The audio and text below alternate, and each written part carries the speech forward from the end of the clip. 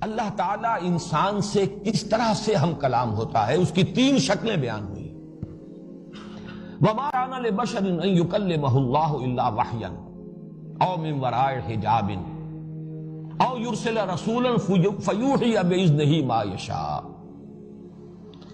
کسی انسان کا یہ مقام نہیں ہے، کسی انسان کے لیے یہ ممکن نہیں ہے۔ نوٹ کرنے کی بات یہ کہ یہ نہیں فرمایا کہ اللہ کے لیے یہ ممکن نہیں ہے۔ ما کان لبشر، اللہ تو ہر شے پر قادر ہے، اللہ جو چاہے کر سکتا ہے، اللہ کی قدرت سے کوئی چیز بعید نہیں ہے، لیکن انسان کا مقام یہ نہیں ہے۔ وما کان لبشر ان یکلمہ اللہ، کسی بشر کا یہ مقام نہیں ہے، کسی بشر کی یہ حیثیت نہیں ہے، کسی بشر کا یہ مرتبہ نہیں ہے کہ اللہ اس سے کلام کرے سوائے تین صورتوں کے۔ وما کان لبشر ان یکلمہ اللہ الا وحیا، یا تو وحی کے ذریعے سے، او من وراء حجاب، یا پردے کے پیچھے سے، او یرسل رسولا فیوحی باذنہ ما یشاء، یا وہ بھیجتا ہے کسی رسول کو، کسی اپنے پیغامبر کو، کسی اپنے ایلچی کو، یعنی رسول ملک فرشتوں میں سے اپنے پیغامبر کو، پھر وہ وحی کرتا ہے جو بھی اللہ چاہتا ہے، فیوحی باذنہ، اللہ کے حکم سے، اللہ کے اذن سے، ما یشاء، جو اللہ چاہتا ہے۔ اب یہ تین شکلیں کلام الہی کی ہمارے سامنے آئی ہیں، ان میں دو تو ہوئی جن کے لیے لفظ وحی آ رہا ہے، الا وحیا، اور آخری او یرسل رسولا فیوحی باذنہ ما یشاء۔ درمیان میں ایک شکل آئی ہے من ورائے حجاب۔ یہ من ورائے حجاب کیونکہ میں تذکرہ کر چکا ہوں سورہ اعراف میں آیت نمبر 143 میں، بلکہ متعدد مواقع پر حضرت موسیٰ علیہ السلام سے اللہ تعالیٰ نے کلام فرمایا۔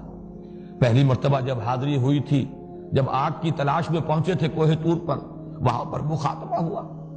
یہ مخاطبہ اور مکالمہ الہی جو ہے حضرت موسیٰ کے ساتھ من ورائے حجاب، پردے کے پیچھے سے تھا۔ اسی لیے تو وہ آتش شوق بھڑکی تھی کہ کیا قیامت ہے کہ چلمن سے لگے بیٹھے ہیں، صاف چھپتے بھی نہیں، سامنے آتے بھی نہیں۔ ظاہر بات ہے جب ہم کلام ہونے کا شرف عطا ہو رہا ہے تو ایک قدم اور ہے بس کہ مجھے دیدار بھی عطا ہو جائے، لیکن یہ من ورائے حجاب، اور وہ حجاب قائم رہا۔ نبی اکرم صلی اللہ علیہ وسلم سے یہی مخاطبہ شب معراج میں ہوا من ورائے حجاب۔ بعض حضرات کی رائے میں عرض کر چکا ہوں کہ ان کا یہ خیال ہے کہ حضور نے دیدار جو ہے حاصل ہوا ہے اللہ کا، ذات الہی کا دیدار، لیکن میری رائے سلف میں سے انہی حضرات کے ساتھ ہے جن میں حضرت عائشہ صدیقہ بڑی اہمیت کی حامل ہے۔ انہوں نے حضور صلی اللہ علیہ وسلم سے بھی ان چیزوں پر استفسار لازماً کیا ہوگا۔ جو بات ان کی ہے وہ تو تقریباً ہم یقین کے درجے میں کہہ سکتے ہیں کہ وہ مرفوع ہے محمد الرسول اللہ صلی اللہ علیہ وسلم سے، نور انا یرا، اللہ تو نور ہے، اسے کیسے دیکھا جا سکتا ہے؟ نور تو دوسری چیزوں کو دیکھنے کا ذریعہ بنتا ہے، نور کیسے دیکھا جا سکتا ہے؟ نور انا یرا۔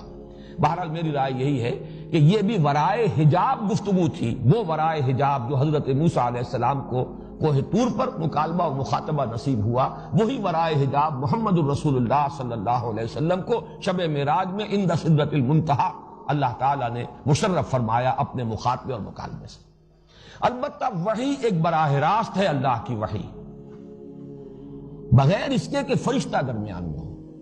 دوسری وحی ہے کہ جو فرشتے کے ذریعے سے ہے، اور قرآن مجید سے زیادہ جس بات کی طرف رہنمائی ملتی ہے وہ یہ ہے کہ قرآن وحی ہے بواسطہ ملک، نزل بہ الروح الامین علی قلبک فإنہ نزلہ علی قلبک۔ حضرت جبرائیل علیہ السلام اور فرشتے ہی کی وساطت سے یہ وحی ہوئی ہے محمد الرسول اللہ صلی اللہ علیہ وسلم پر۔ البتہ یہ کہ براہ راست وحی بغیر فرشتے کے، وحی دل میں کسی بات کا اللہ تعالیٰ کی طرف سے ڈال دیا جانا، الہام، جس کو حضور نے ایک اور حدیث میں نفس فی الروع کہا ہے۔ دل میں کوئی بات آ گئی، جیسے کسی نے پھونک مار دی ہو بغیر اس کے کہ کوئی آواز سننے میں آئی ہو۔ ایک ہوتا تھا سلسلۃ الجرس، کہ حضور کو گھنٹیوں کی سی آواز آتی تھی، اور وہ گھنٹیوں کی سی آواز، لیکن اس کے بعد وہ جو مفہوم ہے وہ محمد الرسول اللہ صلی اللہ علیہ وسلم کے قلب مبارک پر نازل ہو جاتا تھا۔